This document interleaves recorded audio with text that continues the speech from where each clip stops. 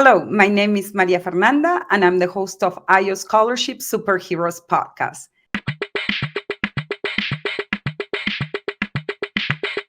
Easy, easy, so easy.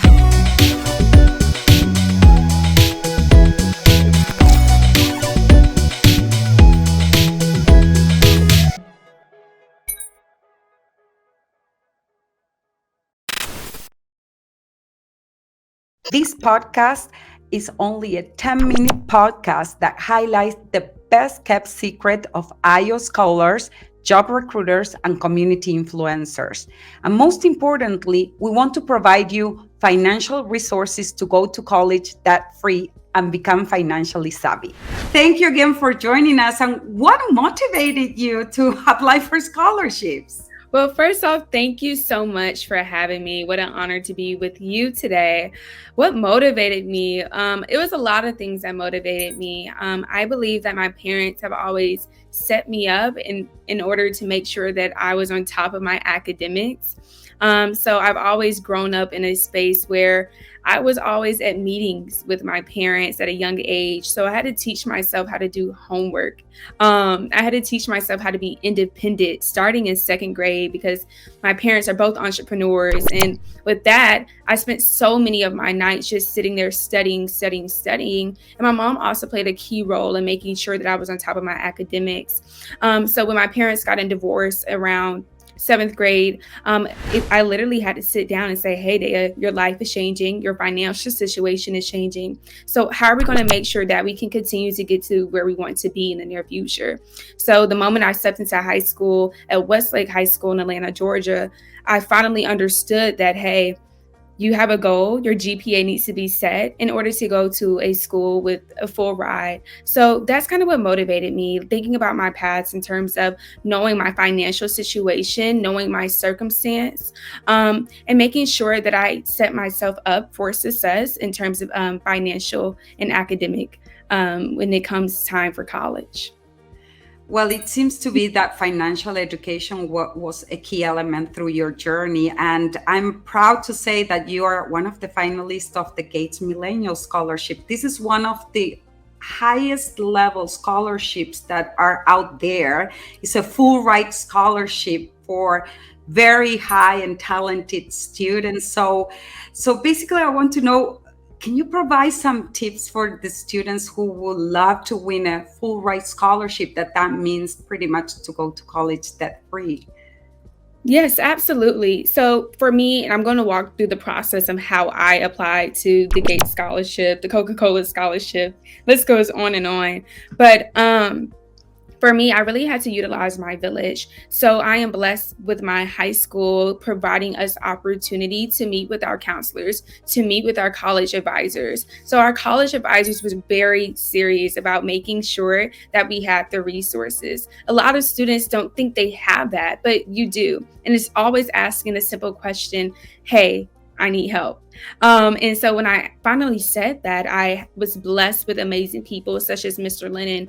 And Mr. Lennon, he literally walked me through every single step, knowing what activities, what accolades I needed to put on the Gates Millennium Scholarship. Not only that, but understanding that I have a story to tell. What a lot of students don't understand, and during this process in terms of college application, is that you have a story, and that college admissions and scholarship readers, they want to know who you are. It's bigger than being the SGA president. It's bigger than owning this company. They want to know your story. And I think what really helped me with the Gates Scholarship is by telling my story, telling the raw truth of how I got to the place that I am today, telling them about that childhood trauma, telling them about the happiness that I have experienced that has literally instilled in me the necessary skills in terms of how I got to where I needed to be in terms of for the Gates Scholarship and getting it to Duke. But with those resources, I had the opportunity to literally sit there and work with him day and night, making sure that there wasn't any grammatic errors, making sure that it effectively showcased who I was as a person and as a student as well. Visit IO Scholarships as we have access to thousands of STEM scholarships based on your unique ethnic background, waiting for you today. Some of them only require 2.5 GPA and no essay. Remember, the more you apply, the more chances you have to win. Apply today. So, what was the biggest challenge that you encountered in your career and how you overcame it? I think in terms of like my career in general, it's hard trying to tackle so many things and being a business owner at such a young age. So I think something for me that's been the hardest is hearing no, right? You think because you're young, everyone would say yes. But we've been working on so many projects that a lot of people don't know about. And yes, there's been so many yeses, but there's been so many no's too. And I think what has really help me go get through that is learning balance, is learning time management. And with those particular soft skills, that's how I kind of understood and create a realignment in the path of my particular career, which is I'm a CEO and founder of Elom Co Productions, which is my main job.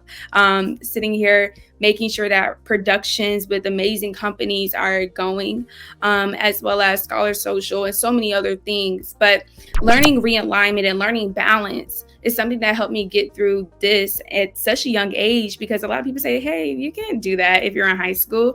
Well, matter of fact, you can. And I've met so many other students who are doing so many things. I met someone who started a farm. I met someone who is doing book outreach to people all across America. There's so many things that students are doing that are my age and younger, who are making sure that they create their passion and into a career. And that's something that I really want to instill whenever someone comes to me and asking like, hey, how do I apply to this scholarship? What college do I need to apply to? It all comes down to making sure that you're chasing your passion. It's all about making sure that your passion aligns with your career. Because at the end of the day, you don't want to keep chasing these scholarships, chasing these colleges without understanding where you need to be in the near 5 to 10 years. So that's something that's helped me along the way. It's been hard, but at the end of the day, if it's not something that you wanted to do, you wouldn't be happy. But I'm very happy with everything that I've done thus far. Well, I can't wait to see your videos and your films. I'm sure that you will make sure that you change their narrative for young ladies and students of color, and how to overcome those challenges, as you mentioned, is so important to be resilient. And if somebody say no, it's important to understand that there are other opportunities that could be more aligned, as you said, with your passion. And especially in terms of when students have to apply for scholarships, they have to also, I guess, make sure that their passion and their skill set are aligned with the organization that they're applying, or the university that they're applying. And I was wondering, Duke is an excellent university. So what makes you think about Duke, about attending Duke University? So for me, it's always been a funny story, right? Because going into the college process, going into the application process in my junior year, Duke wasn't originally on the list. I thought going into what I'm majoring in, which is visual and media studies along with journalism, you would think that I'd be studying in California or New York somewhere, but I ended up visiting those schools. My father, my brother and I, we literally hit every coast, East Coast to West Coast, going to these different schools. And my top 5, top 10 schools, I'm like, hey, I don't know if this is the right place for me right now. So thank God, my Westlake High School, we went on a magnet trip. And on that magnet trip, we visited 3 colleges, which one being Duke University. And we went around my birthday, and the moment I stepped onto Duke's campus, it was the immediate feeling of home. I was welcomed by students who looked like me. I was welcomed by students who understood that they had an assignment, that they have a passion, and they're going to get it. And one thing that stood out to me the most, and being a minority student, is when I walked on Duke's campus, They were not looking at these 50 plus Black kids who just came off the bus. They were looking at us as if we were humans. It wasn't as if we were different from one another. It was a genuine connection. Only Mhm. time people would give compliments like, "Hey girl, you look good. Hey girl, this, that, and the third." But it just immediately felt like home. And one thing I love about Duke is how they have a work hard, play hard mentality. And that was Mhm. something I was really worried about going into college. Will I be very consumed with work that I forget how to live? So those key factors and hearing about their amazing studies and their amazing professors and what I'm studying, it just made sense to me. And it wasn't too far from home. And at that moment, I immediately fell in love with it. I met amazing alumni and students who went to Duke University. And it was just a very emotional and yet overwhelming feeling at the end of the day. That is a great story because basically it's so important, as you mentioned, a great support system as you have. So, who are your biggest mentors? I know that your father is a big part of your journey, but I was wondering, yes, who are your biggest mentors? I have so many. Well, first, my mom. My mom is an amazing person. She really helped me understand that I do have a gift. I have a gift of words, a gift of making people understand their feelings. Just by a simple poem or by a speech. She's the one who helped me with that. So she was a little bit of the visionary aspect of it. My grandmother, she makes all of my dresses. So any dress you see that I have on, she has made. So she taught me the art of artistic ability, which both play a key role in what I do, which is film and poetry.